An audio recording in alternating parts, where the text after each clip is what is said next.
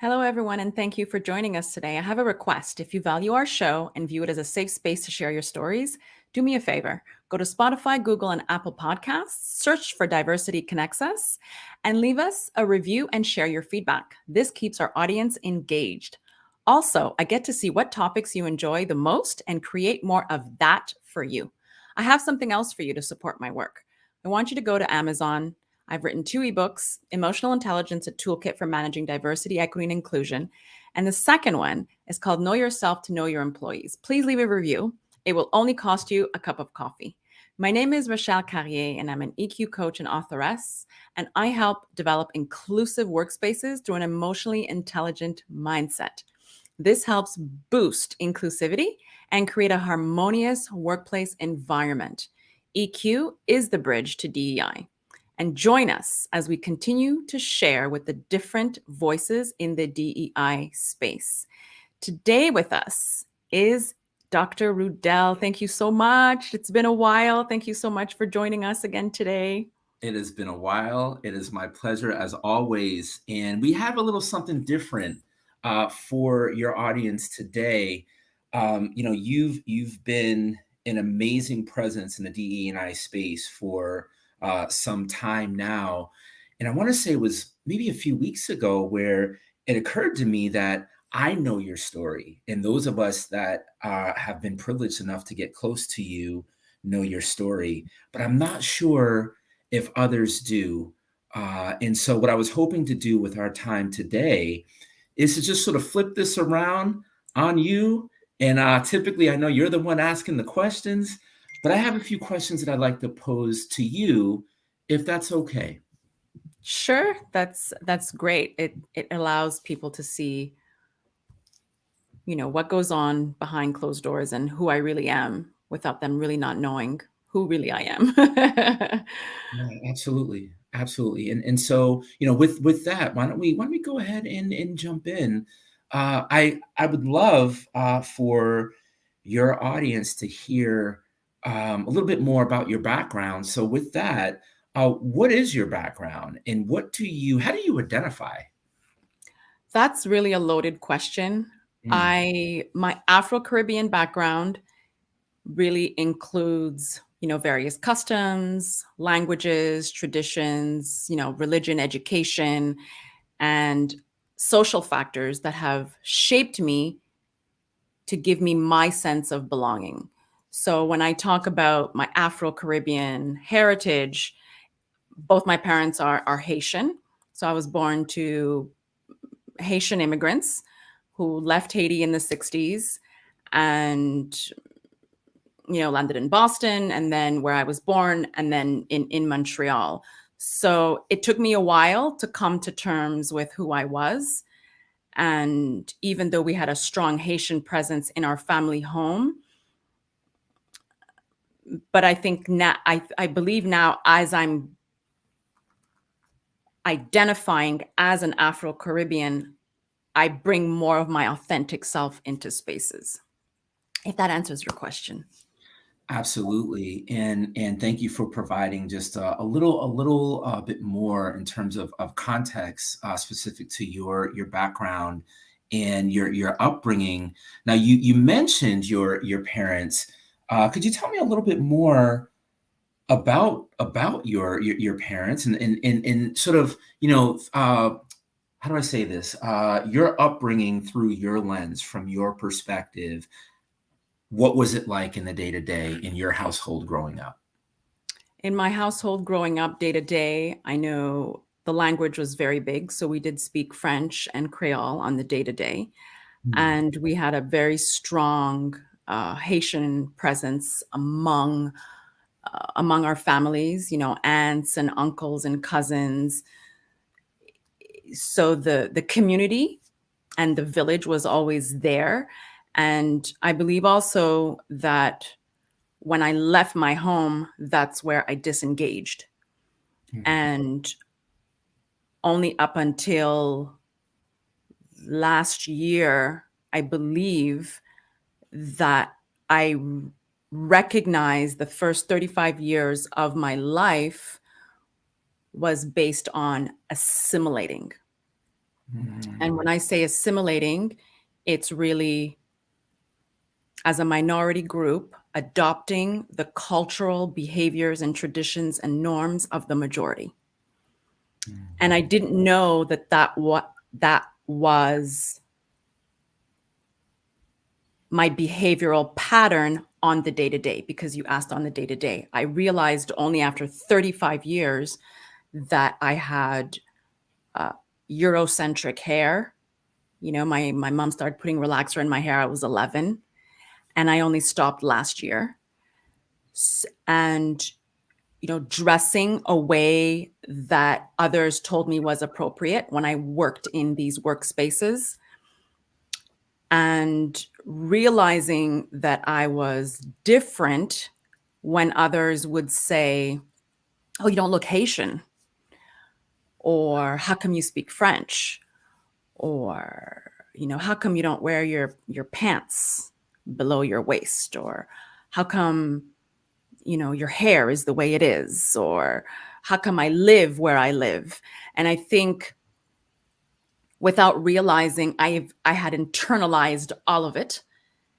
And in my house, I didn't feel rejected. But when I went out into the real world, I felt that I had to become another to be able to be accepted.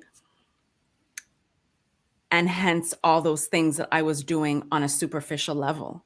So today, I think on a day-to-day, it was internal conflicts and all the racial traumas that I had succumbed and didn't have any tools or resources to be able to manage what I was navigating, because I was experiencing it on a day-to-day. So for me, it was normal.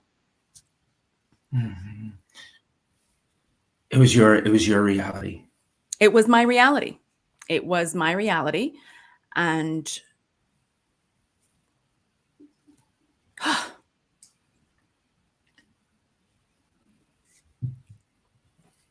Mhm. Yeah.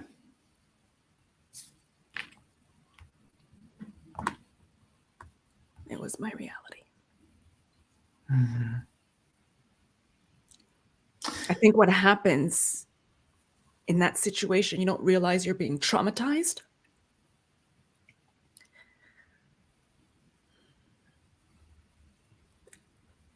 Mhm. And you use tools like a crutch.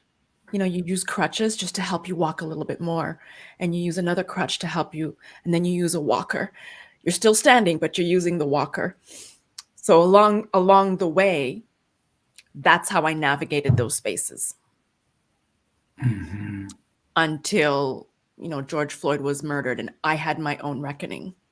And I realized that I had to come to terms with what I had gone through, which was very difficult because I had to retrain my brain and change my narrative to be able to become who I am today. Yeah. So I mean, it sounds like, first of all, thank you for sharing. As I'm listening to you, I find myself connecting very deeply to much of what you shared, and I would imagine for your listeners, there's probably quite a few, folks that can connect in their own way as well. You mentioned the murder of George Floyd. Can you take me back to the that time period in 2020, uh, when it sounds like you began to transition a little bit deeper into the DE&I space? How did that feel for you? Specifically, and I'll use myself as an example. I know when I started doing this work, I felt seen, but I also felt vulnerable. And it was the first time that I ever began having conversations that I'd always been told not to surface in amongst mixed company. I now found myself doing just that. How did it feel for you when you entered into this work? It was empowering. it opened my eyes to a lot of language that I was not aware of, but actually witnessed growing up.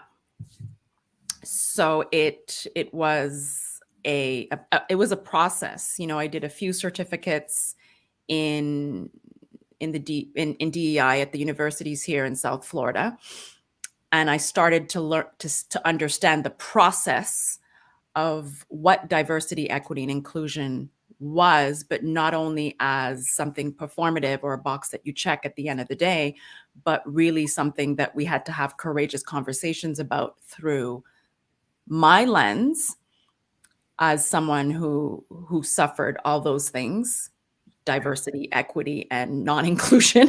Mhm. And I think it seemed like a natural path to be able to help other leaders understand through an emotionally intelligent lens how to be able to implement DEI in workspaces, you know, and how it reduces toxicity in the workspace, how it reduces, you know, people not feeling authentic or bringing their authentic selves into the workspace. And it was a natural transition when it all happened. And I think that's when, you know, I started utilizing my voice a little bit more. I was no longer hiding, for lack of a better word. And I think when we come into these workspaces, you know, as an employer or an employee or a leader, we don't really know what we're bringing in with us.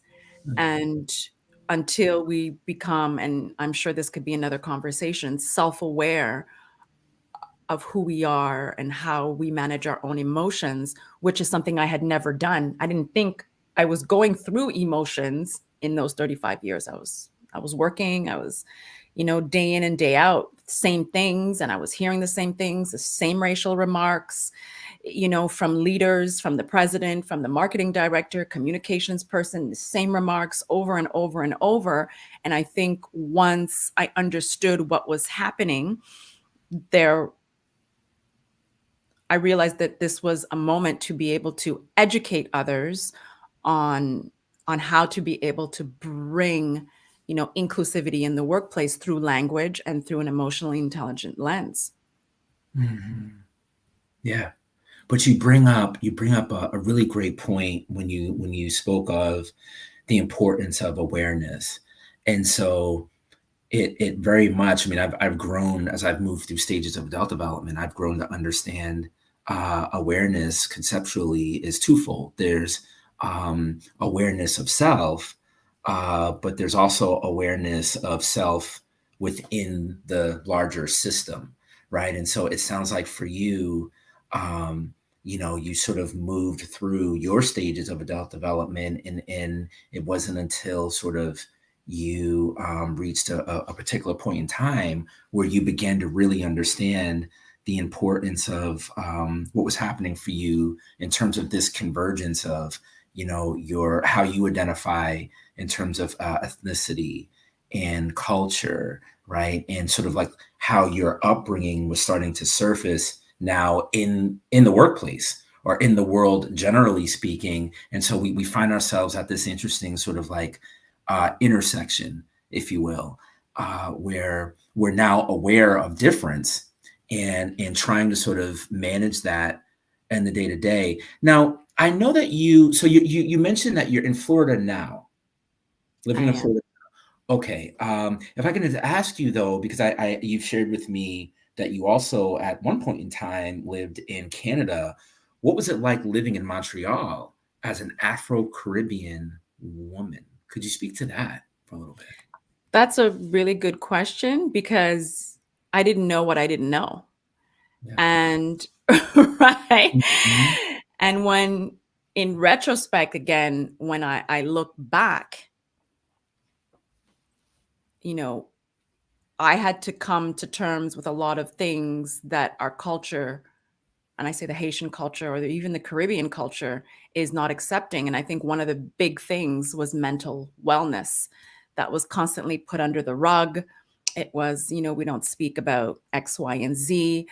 And there was always an image that we had to portray in the way we dressed and walked and spoke so that we wouldn't be further targeted. And I believe that's probably a projection of what my parents suffered as well, growing up and going to, university in Boston. I think it was a culmination of things. So Montreal, when they left Boston, was a place where we thought, or they thought, they would be better received because of the French language. Mm. And that was so untrue, only because we were highlighted much more because we were Haitian. And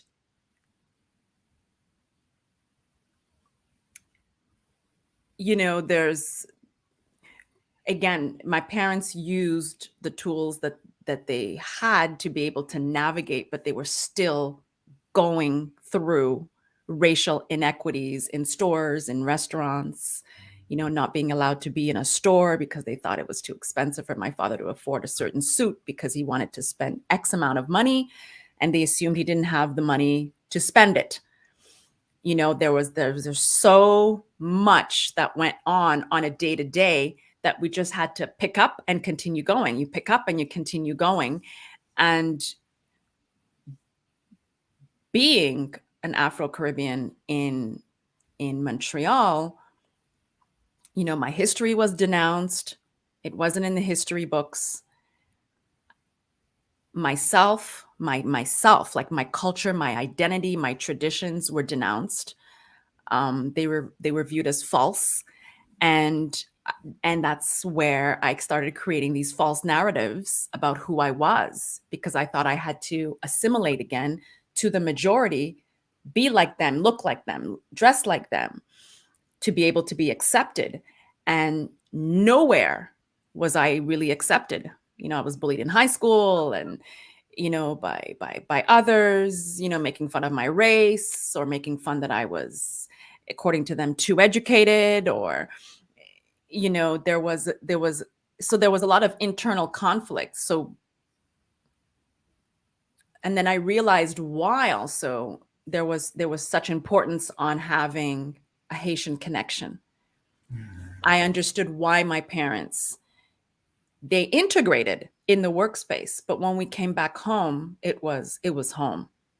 You Yeah. spoke in Creole, you spoke in French. It was comfortable and it was safe.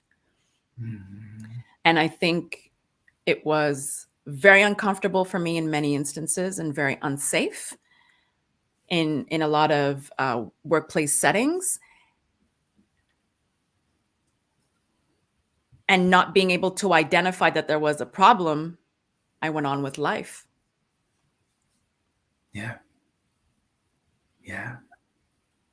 I remember going out with friends and going to a space where it wasn't culturally comfortable,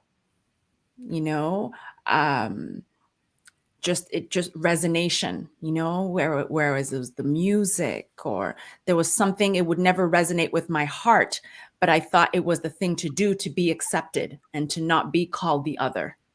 Yeah. Right. And Mm-hmm. it's whether I was aware of it or not, I knew what it felt like to be unsafe. Yeah. And it's not to denounce, my European friends, because I have European friends, I have Caribbean friends. It's not to denounce their friendships to me, but for me, I wasn't exposed to a Haitian cultural lens in my public workspace. You see, so in French, we say une appartenance. Appartenance is, residing within your community and you feel comfortable, but, Haitian restaurants, or, a Haitian jazz club, or something that just makes you feel soulful and rooted back to who you are. I've never felt that living in Montreal. Wow. Wow. Again, thank you. Thank you for sharing your narrative and for sharing bits and pieces of who you are and how you came to be. Again, I do feel privileged in that, you and I have known each other for a while and I've had a chance to hear your story.